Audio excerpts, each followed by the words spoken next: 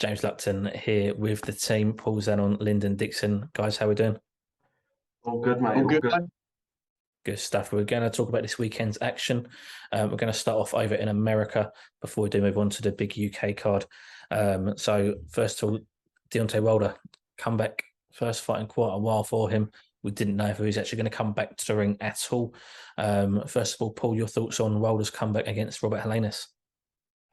Yeah, I think it's a good fight. I think it's a fight for him to show that he can impress. I mean, it's one of those ones that after the trilogy of Fury, it's quite evident that he was never going to beat him, albeit he looked very close in the first one when Fury did his Lazarus impression. But after that, it's mentally scarred. And so fighting someone who's roughly his size, I think it's half an inch difference in between him and Helenius. I can see a devastating knockout, sort of 3 rounds and under possibly, and which will kind of let everyone know, the Bronze Bomber's still around. So yeah, that's how I see that one going. But I mean, Helenius at the moment is kind of building himself up on the fact that he's had a few wins, he's had a bit of a roll. He's beaten Kawanaki twice, and both by stoppage. And Kawanaki's just kind of like the poor man's version of Anthony Ruiz Jr. in so much as he's a flabby heavyweight, but doesn't have all the assets of Ruiz Jr. So yeah, I think Helenius will give a good account of himself for somewhere in the region of 20 to 30 seconds and then get spanked until about round 3. What do you make of the fact, obviously, Helenius was a sparring partner for Wilder? Do you think that's a case of Wilder knows full well he's got the beating of him? I think it'll mean it'll have a bit of an insight into him. But, as I say, sparring in the gym, fighting in the ring, and it wouldn't have been letting his hands go in sparring the way he does in fights, especially when you're possibly the hardest puncher on the planet. Helenius would have been a good person to move around the ring, kind of mimic the likes of Tyson Fury and help him get ready technically. But sort of power-wise, I don't think he's got anything to worry about there. And Helenius is a fairly static target. He's got a few boxing skills in there, but nothing that Wilder hasn't seen before. So I think he'll be able to hone in on him quickly and go through him like a laser. Absolutely. No, it's not just Deontay Wilder who's coming back off for a long layoff. Caleb Plant is on that undercard fighting Darrell, who was last in the ring against Canelo. Lyndon, how do you see that one going? Is it going to be, fairly straightforward for Caleb Plant, or is there enough dog left or fight left in the dog left with Darrell there? Not for me. I think it'll be.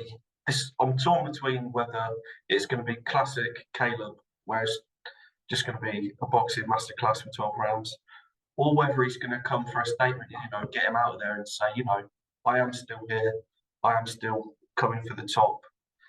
But yeah, I can't see nothing other than a Plant victory in that one. Absolutely. Let's move on to the big UK card, the all-female card at the O2 Arena. It has been postponed. There's a lot of build-up to it about 5 weeks ago when it's meant to happen, and obviously now 5 weeks later, it's going ahead this weekend. Paul, firstly, with the postponement, how difficult is it for these guys, these fighters, to make weight and then go another 5 weeks to maintain it or make weight again? Yeah, when you're getting this close to a fight night, unless you've been on the weight for weeks and weeks, I think that the rumor was with Savannah Marshall that she hadn't eaten anything, and this was from Peter Fury. She hadn't eaten anything for about 24 hours and drunk anything. So she was really sort of killing herself, not killing herself, but certainly starving herself and depleting her maybe with natural minerals and electrolytes, etc. in those final stages. I'm not sure how much Claressa had cut back, but obviously there would have been a cutting process for her as well. So to do that physically is one thing. You've got, like, say, 6 weeks, whatever it is, for them to replenish, so that they can do that. But mentally, it's the building up. They've literally gone through the fight in their head, God knows how many times, and then it's been pulled at the last minute. So it now comes down to how they can deal with this on the big platform. Technically, for the second time, this is almost like a rematch of the first non-existent fight. I can only say that from previous track record history that Claressa's probably in a stronger position now. I was fortunate to interview Savannah Marshall about 7-8 years back when she was still amateur, and I remember asking her, you became world champion back whenever it was, 2011, and then she she then started having a load of fights on the big stage, and she's losing them against opposition which was way below her. And the thing was that she was freezing on the big stage. So since having Peter Fury there, or going on to the sort of the Fury squad, she has developed as a person, as a character, and certainly become more robust mentally than she's ever been before. It's great to see how relaxed she is, because not that she's a shrinking violet, she's always had this lovely, great, dry sense of humor about her, but she certainly seems that much more confident than she was, call it 4 years ago at least. So now, it's kind of a bit of a battle of the titans mentally and physically. All comes down to fight night in terms of who's the most confident, I think. Paul, you mentioned there about the weight cut and the lack of food and liquids, etc. Savannah had to have 24 hours before the fight was pulled, which we know was before the weigh-in as well. So, you're talking a couple of days before the weigh-in. She's not eaten or drunk anything. Does that say she's too big for the weight? Is she struggling there? How will that impact her on fight night? Because especially if she's got to do it again now. Yeah, she's 5'11.5". She's got a 3.5-inch weight differential over Claressa Shields. So 5'11.5" to be fighting at 160, and she's got a big frame as well, Savannah. So you kind of have to guess at what she's walking around at. I would guess around the 170 mark. Building up to sort of fight night, because she's in great condition. I wonder what her sort of pre-weight was, say 10 days ago, and where she's at right now. It'll be interesting to see what she looks like when she's on the scales, whether it's a case of, you can barely pinch her because her body fat's so low, or whether she looks comfortable. I don't know. Claressa Shields always seems to look good on the scales. I know that when she fought against Christian Hammer was winding her up, going, "You're looking a bit chubby here." Well, that was the wrong bloody thing to do, wasn't it? Because then she beat the crap out of Hammer for 10 rounds continuously, which done was pissed her off. So Claressa doesn't have that sort of marble physique. She reminds me a little bit, to an extent, like a Joe Calzaghe, who he never had that sort of chiseled shape about him, but he had like a natural physique that enabled him to, that muscle laxity enabled him to punch fast and move quickly. Whereas Savannah, when her weight's on point and she hydrates, etc., and she goes in there, if she goes in confident and the weight she's happy with, she will have more power on the night. But if she hasn't made weight properly in the 2 or 3 days preceding that, like I said, the electrolytes and all your body fluids are not where they need to be, and the proteins are not, that will certainly have an impact on her. Definitely. Lyndon, let's talk about the co-main event. Michaela Mayer, Alicia Baumgardner, probably just as much, if not more, needle than the main event. They seem to really dislike each other. Today at the media open day today, they were split apart. They got face-to-face, they got properly involved. With that one, obviously, Michaela Mayer's got the background, the Olympic side of things, the amateur background. Baumgardner's got to come out of nowhere, really, with a devastating stoppage of Terry Harper over here. And she's now, getting these chances over here as well to continue and defend her world title and potentially win more. How do you see that one going in the co-main event there, Lyndon? First of all, I just want to say, I think that women's boxing needed this. Like, the quality over the past few years is unquestionable. It's sort of alongside, with the matchups, it's alongside the men's. But I think it's the stuff that the public will eat up. This beef, the needle, like you say, I think it's something that women's boxing has been lacking. But what I love about it is genuine as well. You can tell it's not put on. Both sets of fighters, you got Mayer and then Baumgardner, you got Shields and Marshall. They don't like each other, and I love it. I love that on fight week. I think it's great because the build-up, it builds itself. But in terms of the actual fight, it's difficult because, like you say, Baumgardner came from nowhere. It was a shock win over here. I really think it was a shock win. Beautiful knockout. But has she got the pedigree to step into the ring with that kind of opposition? I don't think so. So I'm going to have to go with Mayer for this one. But I think it'll be a great fight until it finishes, whether that's 12 rounds or earlier. But I think it'll be something great to watch. Out of them two, Lyndon, the main event and the co-main event, which one of those two is the fight of the night? That's that's why it's difficult, because with Marshall and Shields, you don't know whether they're going to go at it from round one or it's going to be cagey until the eighth. You have no idea what it's going to be like, because I feel like reputation-wise, they both have so much more on the line. Because if either of them lose, where do they go from there? There'll probably be a rematch in place, but still, there is a lot to lose for them too. So that could be cagey. But the other fight with Baumgartner and Mayer, I think, like you say, there's a bit more beef in that one, and I think for me that'll be fight of the night, because Baumgartner, I like the way she fights. She's quite explosive, and I don't think she's going to hold back at all. I believe there is a rematch clause in the main event, Claressa Shields, Savannah Marshall. Yeah. So we could well see that again for a second time, and who knows, even a trilogy. We've seen a few more of those lately. And like you say, for women's boxing, is there any other fight that's bigger than this? Or potentially Taylor Serrano rematch, but there was already fought once, obviously. So again, it's the top end of the sport. Paul, on the undercard, we've got an awful lot of prospects. I'm going to reel them off now. So we've got Caroline Dubois, we've got Ebony Jones, Shannon Ryan, Georgia O'Connor, Jenny Fuchs, Karis Artingsil, Lauren Price, Sarah Liegman, and then April Hunter. I mean, is there a better undercard of prospects in Britain that have been put on this year? No, it's brilliant. I mean, I followed Caroline Dubois' amateur career really, really closely, and I remember sort of chatting to her when she was just a young teenager, sort of going to see Big Daniel training at the Peacock when he was only about 17, 18 years old, and I always remember at the time, now and then she'd shout something out when he was sort of training, like, use your feet more, or do this and do that. And she was a young girl, and there was always something special about her. You could just see when you saw her training, when you saw her sparring, that she possesses silky smooth lateral movement. If memory serves me, she's an orthodox southpaw. So she's one of the few that she actually writes with her right hand, but fights in a southpaw stance. So, but yeah, she's doing well. Seems to be working very well at the McGuigan camp there. So really looking forward to seeing her. I don't know, hopefully challenge for whether it be a Southern Area title or perhaps a British at some point soonish. I think she'd be ready for that. She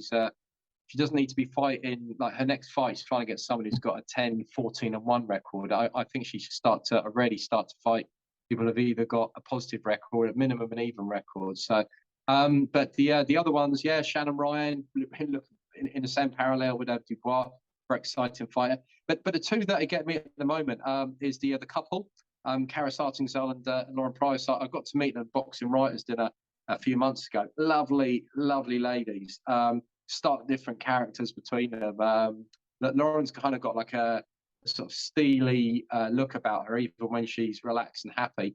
And Karis, she's like the silent assassin. She just looks friendly, like she wouldn't say boo to a goose, but when she gets into a ring, it's like a little switch clicks in the back of her head and bang.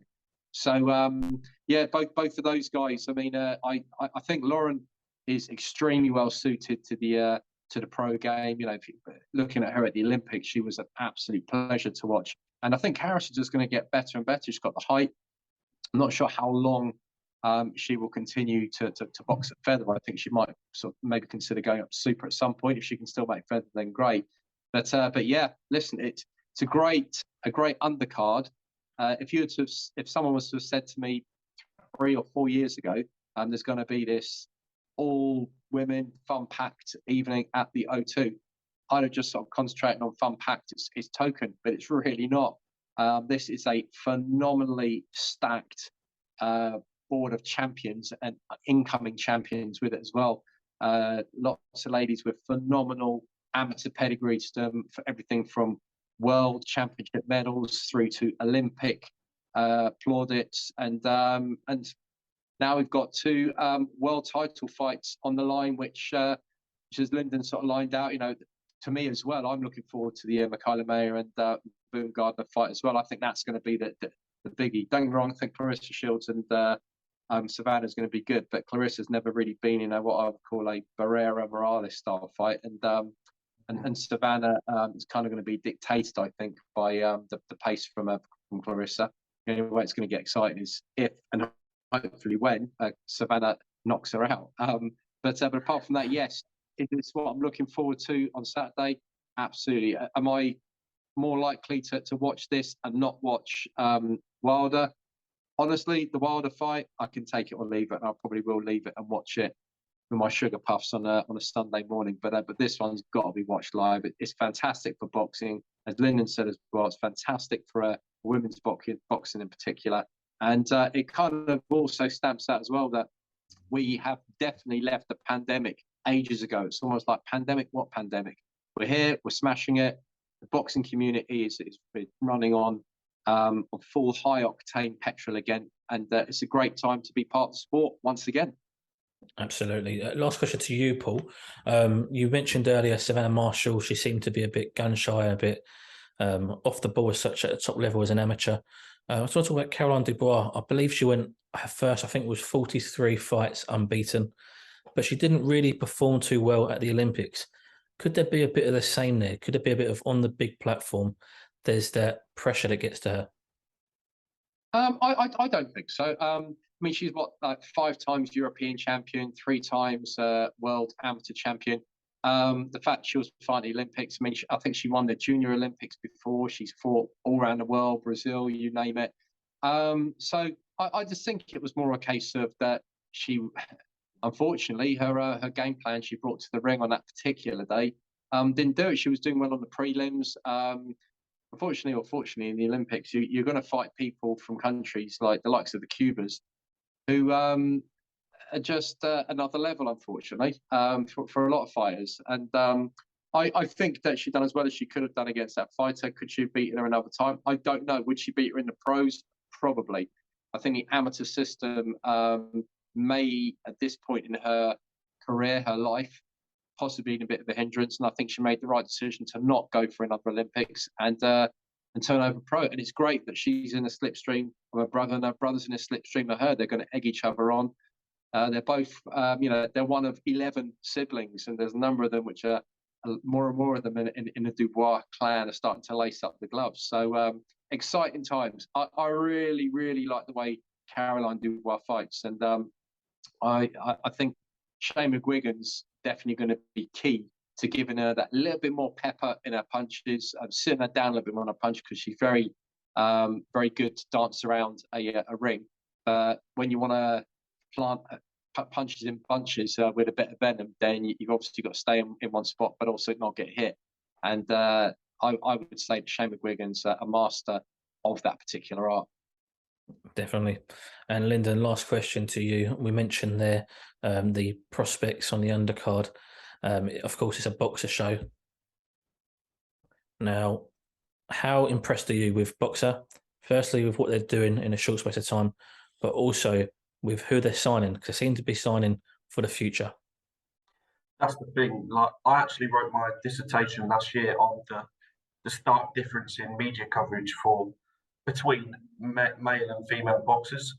So for me, this is exactly what I wrote that boxing needed. It's that the more exposure with Ben Shalom signing up the prospects, as you say. I'm just so pleased that it's actually happening, because it's been spoke about for a while. Oh, women need more help in the sport in terms of coverage. Oh, women should be getting paid more. Well, it's fights like these and events like these that put out those opportunities on the table. And for those young girls watching at home, you can put a more attractive proposition in front of them. So I'm so happy, and I'm over the moon with Ben Shalom and Boxer and Sky for doing this. But yeah, they're definitely looking towards the future, and so they should. I mean, there's plenty of young boxers that, especially female boxers, that are starting to come out in this country now. So yeah, I'm all here for it, mate. What do you think to the next generation coming through? So the young girls who are in amateur gyms now, who are just starting out in boxing or stepping foot into the boxing gym for the first time. Does this put Ben Shalom and Boxer in a pole position, really, for signing the future of women's boxing? Because they've started here. Are they going to be the front runners in the sport for the female side of things? 100%, because if you look at things realistically, you've got Eddie Hearn, he's got Katie Taylor, the biggest female boxer, but she hasn't got long left. She's not 25, is she? She's coming towards the end of her career.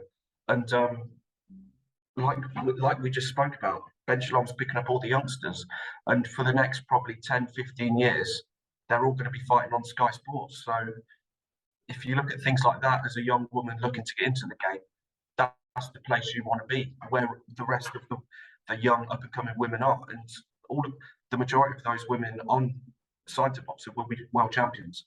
So within the next 3 years, we're going to be having this conversation, talking about Benjamin's stable and how 80% of his women are champions.